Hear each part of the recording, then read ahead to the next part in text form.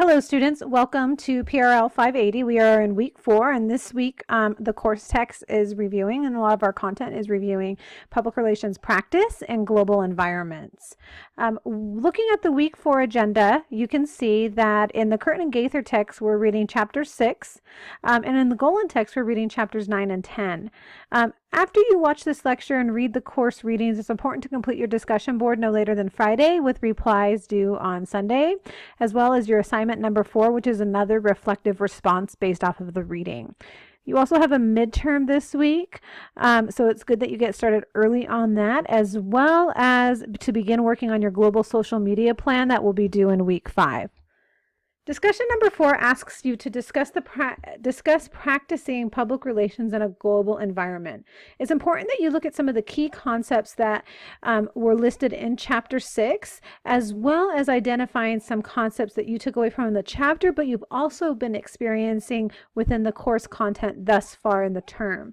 So start to provide a discussion and some information related to how practicing PR in a global environment what it functions and how it functions, and what it looks like as opposed to just domestic public relations, which is within the U.S.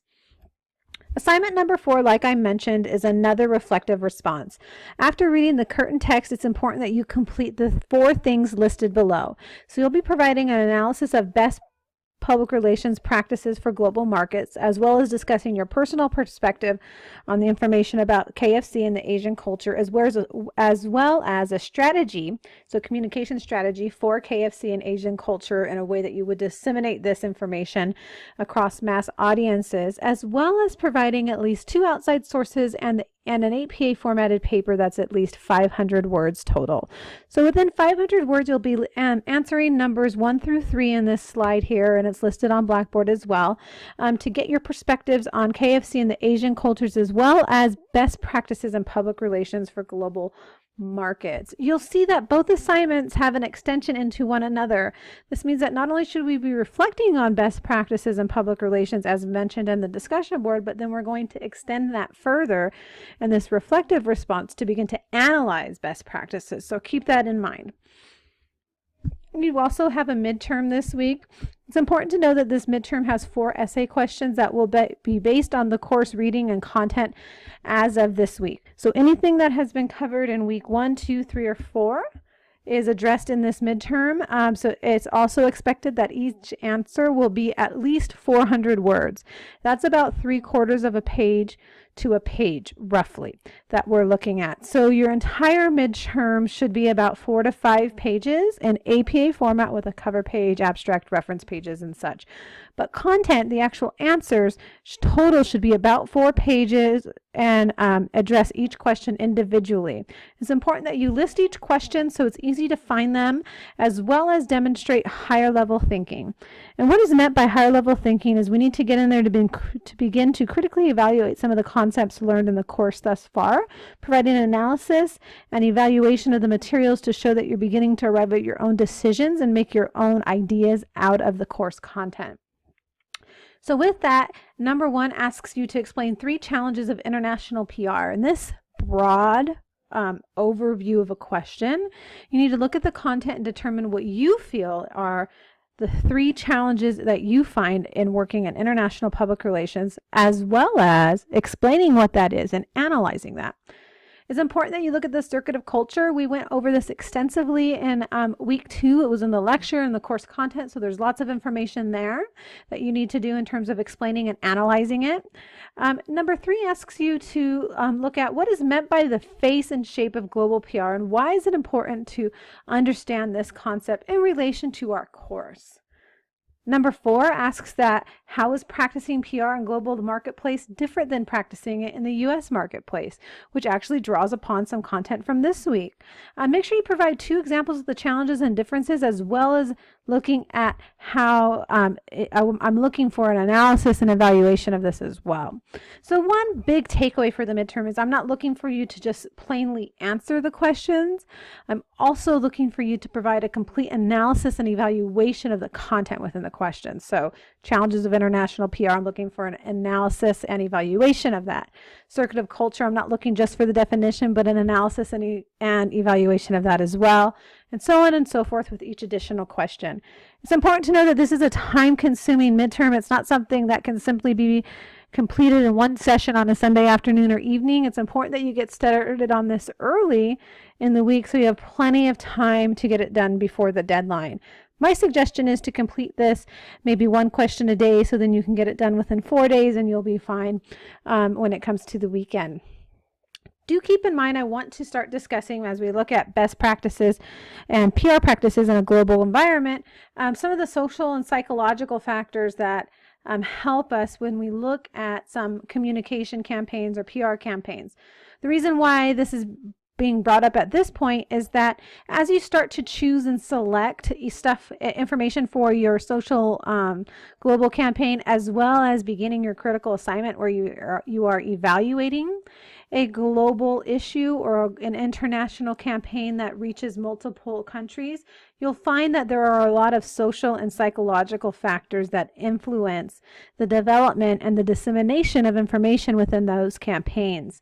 So with that, it's important to know that communication is linked to a social environment. This is something that we're all very familiar with innately. We know that communication in different social entities and environments tends to take place in different ways.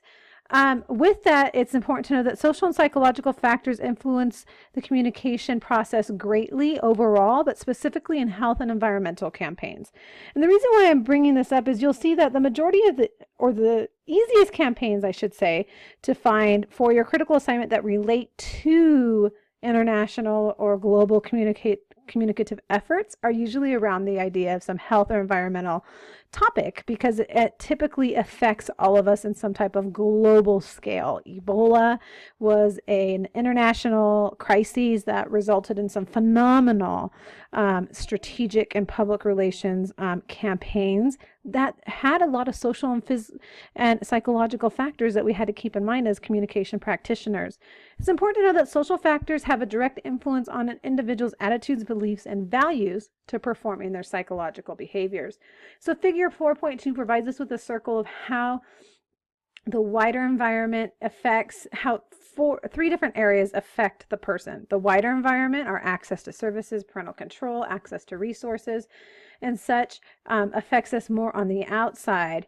When we get more in our inner area, psychological factors, our values and beliefs and attitudes affect us. But then our social factors typically affect us more closely to our core person of who we are, our gender, our ethnic group, social class, education, and such. So it's important to see how the wider environment and social and psychological factors are intertwined in terms of how we interpret communication. Taking that a little further, I wanted to point out the CAB model. This is a fabulous model that's utilized in public relations as well as communication campaigns in a multitude of ways. It looks at and clearly articulates, when we look at social and psychological factors, how they are influenced in terms of how we interpret communication. So in the CAB model, we know that an example of, it's really an example of a knowledge, attitude, behavior framework.